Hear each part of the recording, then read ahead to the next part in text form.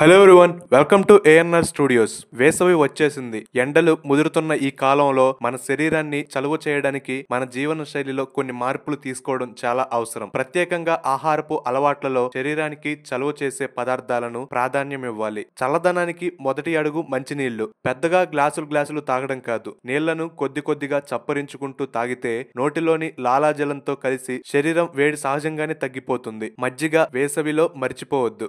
ఒక గ్లాస్ పెరుగు తీసుకొని దానికి 8 గ్లాసుల నీళ్లను కలిపి నిమ్మరసం, తక్కువ ఉప్పు వేసుకొని తాగితే శరీరానికి చలువ కలుగుతుంది. దీనివల్ల శరీరంలో వేడి తగ్గి శక్తి కూడా పెరుగుతుంది. బార్లీ గింజలను కొద్దిగా రవ్వల్లా మిక్స్ చేసి వాటిని నీటిలో మరిగించి వడకట్టిన తర్వాత కొద్దిగా ఎలక్ట్రోల్ కలిపి తాగితే వేడి తగ్గడమే కాక వడదెబ్బల నుండి రక్షణ కూడా లభిస్తుంది.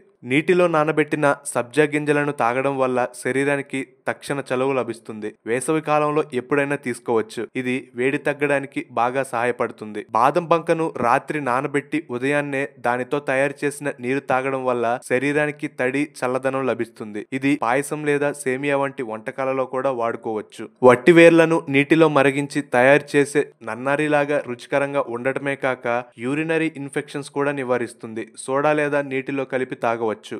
బెల్వ పండ్లతో తయారైన మారేడు షర్బత్ వేడిని తగ్గించడంలో అద్భుతంగా పనిచేస్తుంది. ముఖ్యంగా పైల్స్ సమస్య ఉన్న వాళ్లకు ఇది చాలా మేలు చేస్తుంది.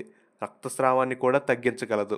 సగ్గుబియ్యాన్ని నీటిలో ఉడికించి చక్కెర కలిపి జావగా తయారు చేసుకొని తాగితే శరీరానికి వెంటనే చలువ కలుగుతుంది. వేసవిలో ఇది ఒక బెస్ట్ డ్రింక్. సో పైన చెప్పిన వాటిలో మీరు వేటిని తీసుకొని ఎండ నుంచి మిమ్మల్ని మీరు కాపాడుకుంటారో కింద కామెంట్ సెక్షన్లో మెన్షన్ చేయండి.